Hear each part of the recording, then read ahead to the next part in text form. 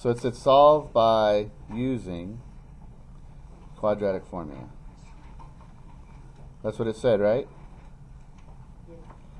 Okay, when I was looking at your homeworks, one second, when I was looking at your homeworks, a lot of you guys didn't write down the instructions. The instructions are super, super important.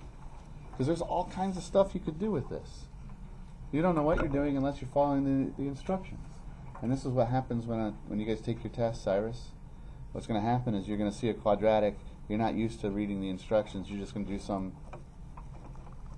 random act of math, and it's going to be wrong.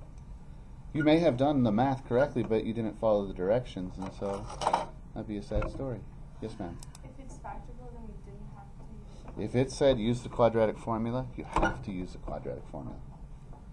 All right, so the quadratic formula is negative b plus or minus.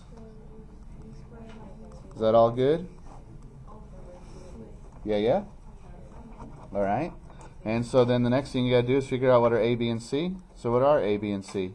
A is 1, B is 0, and C is 25. Hey, what's the vertex? 0, 25. How did you know that the vertex was the same as the y-intercept? Because whenever b equals 0, that's how it works. Beautiful. All right, so x equals 0, right? Because b is 0. Plus or minus 0 minus 4 times 1 times 25 divided by 2. Is that right? So x equals plus or minus the square root of negative 100 divided by 2. That is not real. The square root of a negative number is imaginary, so that means there are no solutions. That's what it means. Hey, and if you look at this, the y-intercept is 25, right? And the vertex is 25, right? And what's the direction? Up or down? That's why there's no solutions. There's no real solutions. Does that make sense? Yeah? Okay. Who's got another question on the homework from yesterday? Nobody? Really? So it's easy. You think so? Pretty much. Anna, it was easy.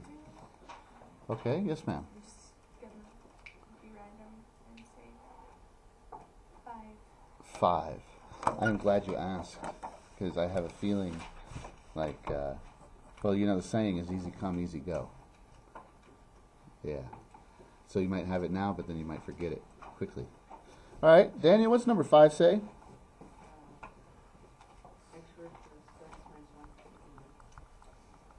Is it factorable? I know it doesn't really matter for our instructions, but is it factorable? What would you look for to see if it's factorable?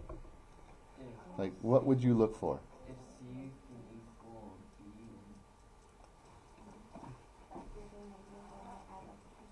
D.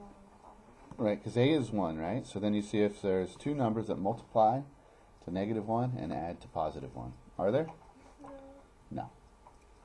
They would add to 0, right? Okay, so x equals -1 plus or minus the square root of 1 plus 4 over 2. Is that right? Yeah? Oh. Maybe you can't write it that fast, Manny, but like I've done it a million times. At least. So this is -1 plus or minus the square root of 5 divided by 2.